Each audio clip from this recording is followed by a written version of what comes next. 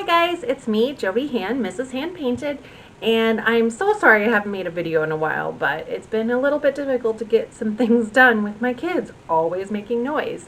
So without further ado, I want to bring you another watercolor kit that I've been working on. I've had so many requests for a birthday card kit, and I'm finally getting one for you. And this is kind of a technique kit in a way, because it gives you an opportunity to explore some primary color mixing. If you have a very limited palette and you only have a split primary palette, such as the one I'm featuring in my video today, this will give you an idea of just some of the ways that watercolor flows in water and lets you learn a little bit about color mixing as well. So this card kit that you get if you purchase the one from my shop will come with 5 of these Strathmore watercolor greeting cards, and they are folded cards. They have a little score line for you to fold on, and they come flat like this, and they are 5 by 7 in size when they're folded. So you'll get 5 of those with the envelopes in the kit. You'll get my handmade watercolor mini sample set of the split primary palettes. So these colors are quinacridone pink, illuminating, which is a benzimidazolane yellow, which will be your cool yellow, phthalo blue, the green shade, Pyrrole red, and then we have what I'm calling marigold, but it's very similar to a Hansa yellow deep or a diary light yellow on the pigment index. And we have royal blue, which is an ultramarine blue, and this one has just a very, very slight granulation. Most ultramarines do have granulation to them, but this particular one is a very mild amount of granulation. And if you're not familiar with what granulation is, it kind of gives that little bit of a textured look to it when it dries that maybe looks a little bit like, oh, it's very hard to explain, and why am I putting that on there? Okay. All right. Also in the kit, you're going to get a 3D printed shape stencil that I have available in my shop separately if you don't want to buy the whole kit. But this is the 5 by 3 inch small oval stencil, and we'll use this to trace our balloon shapes. And if you don't have the primary palette from me, or you don't want to buy the kit and you just want to use what you have on hand to do this tutorial, another kit that I have had, I purchased a long time ago, but then I also have this one that was sent to me by Jerry's Artarama as part of their brand ambassador program. So I do want to showcase this because it is an excellent set. The Daniel Smith split primary palette, it's an essential watercolor mixing set is what they're calling it. And this has almost identical colors to what I have in my split primary set. They're using a French ultramarine, phthalo blue green shade. You're going to get also the Pyrrole Scarlet in their case, and quinacridone Rose, which is the quinacridone pink, New Gamboge, which is very similar to the Hansa Yellow Deep, and then they have a Hansa Yellow Light. So while not the same yellow pigment for the cooler, they're using a PY3, so this one is a little bit different, but it's going to give you the same exact effects. So that's also a very good set if you're just starting out and want to learn about color theory and mixing. So I highly recommend that one. The brush that I'm using in today's video is this Mimik Kolinsky size 6 round, and it is a synthetic brush that is supposed to mimic the same properties of a real natural Kolinsky sable brush. And I love the Mimik line of brushes that Creative Mark does for Jerry's Artarama because they're all synthetic hair. They're very inexpensive compared to real hair brushes, but you're going to get a very similar feel and effect. These have a nice point to them, a nice snap, and they're very cost effective. So if you're wanting to start out and you don't have a lot of good supplies, I very much recommend any of the Mimik line of brushes from Jerry's. The Mimik Squirrel ones are really, really great if you're wanting to get into florals, or just your basic brushes. I do recommend these Mimik Kolinsky brushes because they're a good price point and you're going to get an excellent quality brush to start out with, and you won't get frustrated with cheap supplies that just don't have the desired effect that you'd like. The other supplies that I'm using in this video are a Faber-Castell brand graphite aquarelle pencil. This is a water-soluble graphite pencil, and I'm using the hardness HB, which will give me the lightest color. You don't need to use a water-soluble graphite or a watercolor pencil for this. It's just what I prefer. You can just use a regular pencil to trace your ovals, but do it very lightly so that they don't show through. And then to finish off my card, I'm tracing all of my balloons with a watercolor pencil. I'm using the Derwent brand. These are just the regular watercolor pencils, although you could try the Inktense if you have those. Those are really nice too. And if you don't want to use a colored pencil, you could just do a regular colored pencil, not the watercolor pencil, or a pen would be good too. Like something like a micron pen or something waterproof or a permanent ink pen that you could trace around your balloons to add some little sketch details. So that's all I got for supplies overview, and I just want to thank everybody that did purchase this kit and is following along. I really appreciate the support of my small business, and I hope that you learn a little bit of something in today's video. Maybe just share some of your balloons that you've painted, and I want to see what color combinations you've come up using a split primary palette. Hi guys, I'm just going to go ahead and jump right in and go over the supplies that I have in this kit. If you purchase the kit and what I'm using, I've got a graphite pencil from Faber-Castell. It's water-soluble graphite in HB, the split primary mini sample pans of my handmade watercolor, and you can find that in my Etsy shop. I've got 5 watercolor greeting cards. This is the Strathmore brand. They're 5x7 and they come flat with the score line to fold. And then I've got my oval template that I've 3D printed and is also available in the kit or separately in my shop. So I'm just going to go ahead and take that card, leaving it flat, not folded, and just kind of randomly trace ovals to be my balloons. And I'll have a couple that overlap. I'll mix up the sizes. Really go however you feel. You could do as few balloons or as many as you'd like. You could have them all overlapping. You could have a few separate smaller ones. Just however you feel comfortable trying this out. But there's 5 cards in the kit, so you get a lot of chances to experiment here and make some different variations. You don't have to make them all the same or just like mine. So you can see I have another card at the top that I did, so I'm just doing it a little bit different this time and maybe trying out some other color combinations. And just put different sizes of them, just mix it up and have a couple overlap and then some by themselves. So just give it some variation. The colors you can see, I have them all swatched out there that I'm using is a cool primary palette and a warm primary. That's why it's called split primary. If you want to know more information about that, there's a lot of resources available that explain a split primary palette. We've got quinacridone pink, illuminating, which is a benzimidazoline yellow, phthalo blue, and then the warm side, which is pyrrole red, marigold, and royal blue, which are a diarrhea yellow or a Hansa yellow deep, and then royal blue is ultramarine. So I'm using a Mimik Kolinsky Round size 6. This is available from Jerry's Artarama. I'll have a link in the information on this video. And what I did there is I took just clean water and I filled in one oval. Just pick any oval.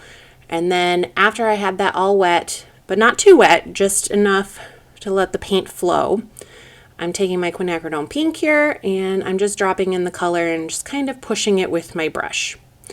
And I'm leaving a little bit of an area kind of unpainted, just letting the paint flow right there to kind of give me that little bit of a reflection, light reflection that would be on my balloon. And if you go ahead and do that on your balloons, make sure that you put it in the same location on every balloon because your light would be coming from all one direction. So just be consistent on what side of the balloon you decide to do that on if you choose so. And here I rinsed my brush, got clean water again, and I'm just going to go ahead and do the balloon next to it. And I want that color to bleed into there so you can see that pink kind of spreading across there. And then I want this yellow to bleed into the pink, so I'm just going to barely touch the edge of where my pink balloon is and let that yellow kind of flow in there. And I'm just going to let that sit, and eventually that yellow and the pink will kind of blend together. You can kind of give it a little push with your brush to kind of force it to a little bit, but just generally just let the watercolor work its magic and don't try to force it too much. It'll just kind of bleed together on its own and give you a really pretty effect. And then again, for the next balloon, taking clean water, filling it in, and then I'm going to pick my phthalo blue this time. And that yellow I did was the cool yellow, the illuminating from this set. And I'm just going to go ahead and do the same technique I did for the pink balloon, I want to do that clean water, and then I will put in my pigment, my color, and just let it flow. And then again, I'm just kind of leaving a little bit of an area there, just a little bit white, unpainted, letting the paint just flow across the water just to give me that light reflection. And then I'm going to rinse my brush again and I'm just going to get a little bit of that yellow ready on my little palette here. That's just a little ceramic plate. You can use any ceramic palette, or plastic is fine too. And I'm just getting the next balloon that's overlapping that other one I just did. Get some clean water on there, and then I can drop in my cool yellow here. So these first 3 balloons I chose to just stick with the cool side of the primary palette, but you can mix back and forth and get different color mixes by doing that. So even mixing the 2 yellows together or the 2 blues, you'll get some different variations of shades. And that's what makes this such a versatile palette, is that you have so many different colors you can make from just these 2 sets of 3 colors, a red, yellow, and blue. Even if you just picked 3 of the pans to do and only did the cool primaries, you can get a lot of color variation just from those 3. And one thing when using some of these yellows to remember is to just try to clean your brush as much as you can before you dip into it to avoid contaminating, because if you want to go and get a nice strong yellow next time that doesn't have a hint of green to it, you'll want to make sure that you don't contaminate your pan of paint. And that's why a lot of times I like to mix up a bunch of the yellow on my palette beforehand so that I don't dip right back into it with a brush with red or blue on it. Here on this one, I chose to do the Pyrrole Red, which is the warm red from that set, and I did the same thing I did for the other balloons, which was take clean water, fill in my oval, and then I am pushing that color around with my brush and leaving just a little area a little bit white and just letting the paint flow there to give me a little bit of a light reflection on my balloon shape.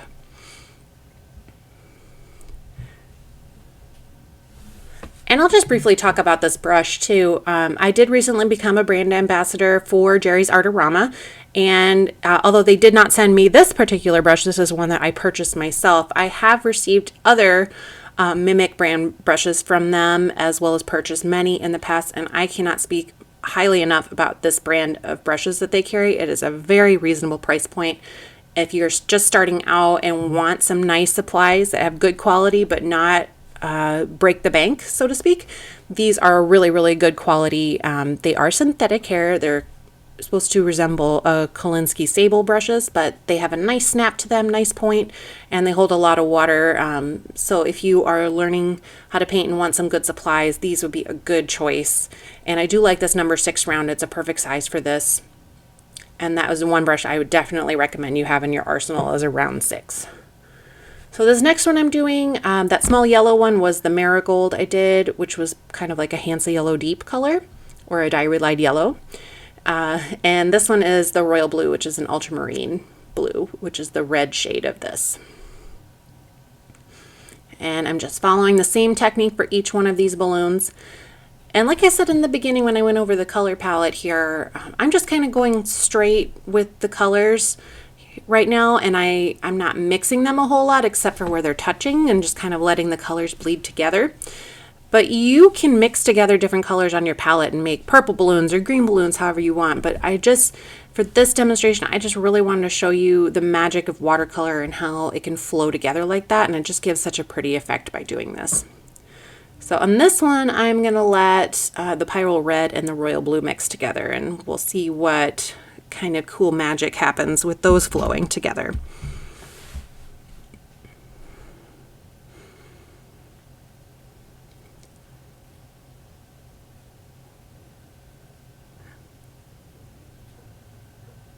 And you can already see on that big pink one with the yellow and the blue with the yellow that the yellow flowed into the other color, and I got a really pretty green on the bottom of that one blue balloon, and there's just kind of a really peachy orange color happening between that pink and yellow one that's really neat. And I'm going to mix together kind of a purple shade for this next one. I'm taking the quinacridone pink and a little bit of the royal blue. So that is a cool red with a warm blue, and I'm going to get a really pretty violet color for that.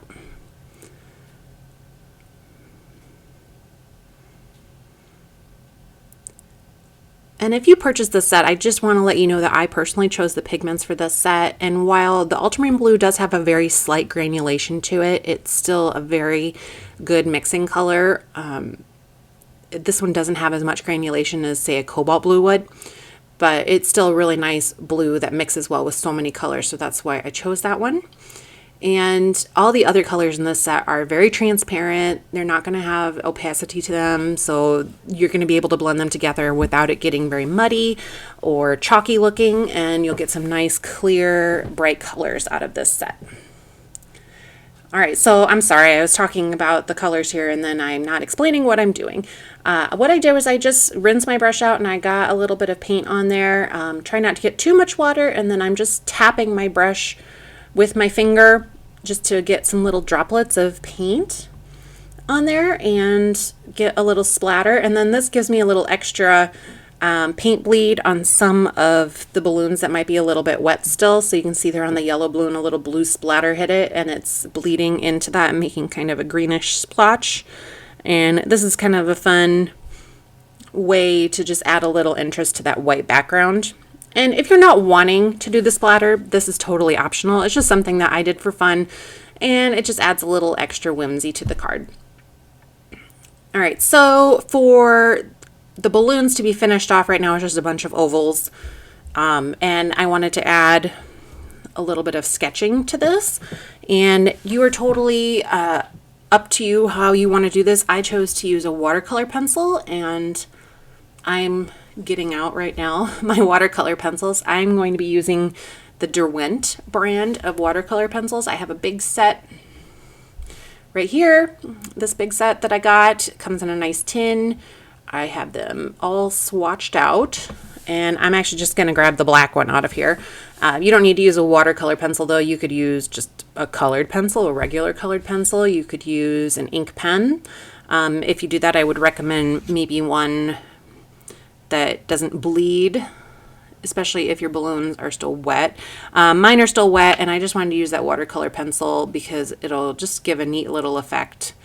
So I'm just outlining, just kind of loosely sketching, just outlining each balloon with my watercolor pencil, and then I'm just making a little tie, 2 little loops with a wavy line going down. I don't need to be super straight, just want my little strings to go down. So little tie shape and a little slightly wavy line. Now here on this yellow balloon, that one I want to be from behind, so I'm not going to draw my string across the other balloon. I'm going to stop at the top of the other one and then pick up at the same location below the balloon and have it continue on. And the same for this yellow one, it's going behind, so I just want to skip over. And I'll do the same with this pink balloon as well. So all of the strings from those would be behind the other balloons, so I don't want it to overlap. I'll just pick it up where it would join from the bottom. All right, so there's all my little lines. I don't want to do anything further on this. You could add a stamped sentiment, or if you want to do some brush lettering, you could do happy birthday or surprise, any kind of a sentiment that you have on the bottom just to finish it off, or you could add some more balloons. It's really up to you. All right, guys, like I said in the beginning, if you painted along with me, I'd really love for you to share your balloons or whatever other shapes you've come up with to try this technique with. I think this would be a really great color mixing activity to do if you wanted to do for other holidays. You could turn circles into ornaments. That would be a really neat Christmas card idea.